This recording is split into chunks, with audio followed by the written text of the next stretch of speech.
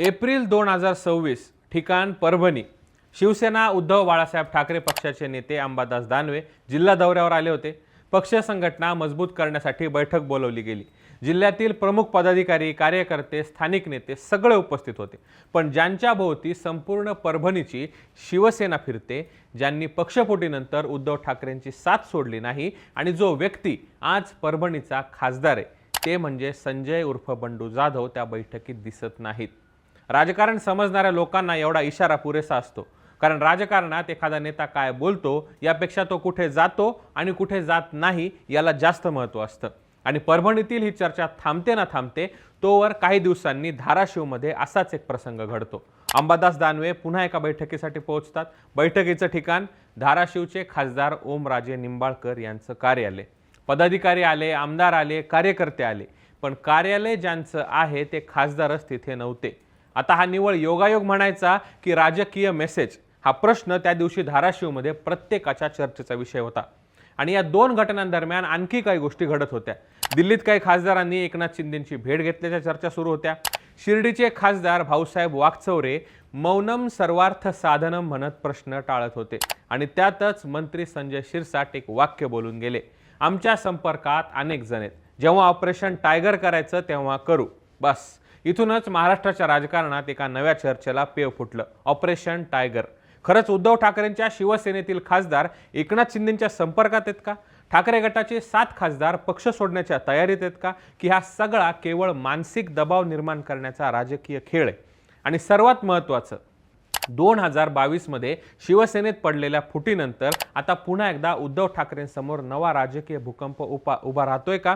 आजच्या व्हिडिओमध्ये आपण ऑपरेशन टायगरची संपूर्ण गोष्ट समजून घेणार आहोत, कारण हा विषय फक्त काही खासदार कुठे जाणार यापुरता मर्यादित नाही। हा विषय आहे शिवसेनेच्या भवितव्याचा, उद्धव ठाकरेंच्या नेतृत्वाच्या कसोटीचा आणि एकनाथ शिंदे यांच्या पुढच्या सर्वात मोठ्या राजकीय विस्ताराचा। नमस्कार, मी समीर मोरे आणि थोडक्यात मध्ये आपलं स्वागत। वर्ष 2022, एक फोन कॉल, एक बंड आणि महाराष्ट्राच्या राजकारणाचा इतिहास कायमचा बदलला। एकनाथ शिंदेंनी शिवसेनेत बंड केलं, उद्धव ठाकरे मुख्यमंत्री पदावरून पायउतार झाले, शिवसेना 2 भागात विभागली गेली, पक्षचिन्ह गेलं, नाव गेलं, पण तरीही उद्धव ठाकरे यांच्यासोबत अनेक खासदार, आमदार आणि लाखो शिवसैनिक उभे राहिले। 2024च्या लोकसभा निवडणुकीत तर अनेकांनी असा निष्कर्ष काढला की उद्धव ठाकरे संपले नाहीत। पण 2026 मध्ये महाराष्ट्राच्या राजकारणात पुन्हा एकदा एक शब्द गाजू लागलाय, ऑपरेशन टायगर। एकनाथ शिंदे यांच्या शिवसेनेच्या संपर्कात ठाकरे गटाचे तब्बल 7 खासदार असल्याची चर्चा। धाराशिवचे खासदार ओमराजे निंबाळकर बैठकीला गैरहजर, परभणीचे खासदार संजय जाधव सलग बैठका टाळताना दिसतायत, शिर्डीचे खासदार भाऊसाहेब वाकचौरे यांचं गूढ मौन आणि त्यातच मंत्री संजय शिरसाट यांचं विधान, जेव्हा ऑपरेशन टायगर करायचं तेव्हा करूच। मग प्रश्न असा, खरंच ऑपरेशन टायगर सुरू झालंय का? आणि झालं असेल तर त्याचा सर्वात मोठा फटका उद्धव ठाकरेंना बसणार आहे का? राजकारणात आजकाल अनेकदा लष्करी भाषेतील म्हणजेच डिफेन्स मधील शब्द सर्रास वापरले जातात। ऑपरेशन लोटस, ऑपरेशन कमळ, ऑपरेशन वेस्टर्न आणि इतरही काही। आता ऑपरेशन टायगर, आता याचा अर्थ म्हणजे विरोधी पक्षातील प्रभावी नेते, खासदार, आमदार आणि पदाधिकाऱ्यांना फोडून आपल्या पक्षात आणणं। 2022 मध्ये जेव्हा शिंदे गटाने शिवसेना फोडली तेव्हा त्यांच्यासोबत जवळपास 40 आमदार गेले। नंतर अनेक माजी खासदार, जिल्हा प्रमुख, नगरसेवक आणि स्थानिक नेतेही शिंदे गटात गेले। पण आता परिस्थिती वेगळी आहे, कारण यावेळी लक्ष आहे लोकसभा जिंकून आलेले ठाकरे गटाचे खासदार। काही दिवसांपूर्वी दिल्लीत एनडीएची बैठक झाली, त्याच वेळी एकनाथ शिंदे दिल्लीत होते। त्याच दरम्यान काही खासदारांनी शिंदेंची भेट घेतल्याची चर्चा सुरू झाली। कोण भेटलं, किती भेटले याची कोणतीही अधिकृत माहिती नाही, पण महाराष्ट्राच्या राजकारणात चर्चा तेव्हाच सुरू होते जेव्हा धूर दिसतो, आणि गेल्या काही महिन्यांपासून धूर सातत्याने दिसतोय। धाराशिवमध्ये अंबादास दानवे यांच्या उपस्थितीत पक्षाची महत्त्वाची बैठक आयोजित करण्यात आली होती, पण खासदार ओमराजे निंबाळकर नव्हते। साधारणपणे एखादी बैठक चुकवणं हा काही मोठा मुद्दा नसतो, पण जेव्हा पक्षांतराच्या चर्चा सुरू असतात तेव्हा प्रत्येक अनुपस्थिती ही राजकीय मेसेज बनून जाते। विशेष म्हणजे ही बैठक त्यांच्या कार्यालयातच आयोजित करण्यात आली होती, त्यामुळे प्रश्न अधिकच मोठा झाला। ओमराजे निंबाळकर हे 2022च्या फुटीनंतर ठाकरेंसोबत राहिले, 2024 मध्ये ते पुन्हा निवडून आले, म्हणूनच त्यांच्याबाबत सुरू असलेल्या चर्चांना विशेष महत्त्व प्राप्त झाले। जर ऑपरेशन टायगर मध्ये सर्वात मोठं नाव असेल तर ते आहे संजय उर्फ बंडू जाधव। परभणी हा ठाकरे गटाचा बालेकिल्ला मानला जातो। 2024 मध्ये महाविकास आघाडीने ही जागा जिंकली। संजय जाधव तिसऱ्यांदा खासदार झाले, पण त्यानंतर त्यांच्या हालचालींनी पक्षात अस्वस्थता निर्माण केली। उद्धव ठाकरे यांनी बोलावलेल्या बैठकींना अनुपस्थिती, अंबादास दानवे यांच्या जिल्हा दौऱ्यावेळी अनुपस्थिती, सार्वजनिक कार्यक्रमांमध्ये अस्पष्ट भूमिका आणि मग त्यांच्या समर्थक जिल्हा प्रमुखाची हकालपट्टी, हे सगळं योगायोग असू शकतं, पण राजकारणात योगायोग फार कमी असतात।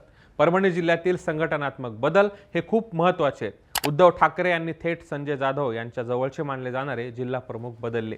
याचा अर्थ स्पष्ट आहे, पक्ष नेतृत्वाने परिस्थिती गंभीरपणे घेतली। कारण नेते जाणं एक गोष्ट असते, पण त्याच्यासोबत संपूर्ण संघटना जाणं ही दुसरी आणि अधिक धोकादायक गोष्ट असते। शिर्डीचे खासदार भाऊसाहेब वाकचौरे यांना पत्रकारांनी थेट विचारलं, ऑपरेशन टायगर बाबत काय म्हणता? त्यांनी उत्तर दिलं, मला माहिती नाही। पण त्यानंतर त्यांनी जे म्हटलं ते अधिक महत्त्वाचं होतं, मौनम सर्वार्थ साधनम।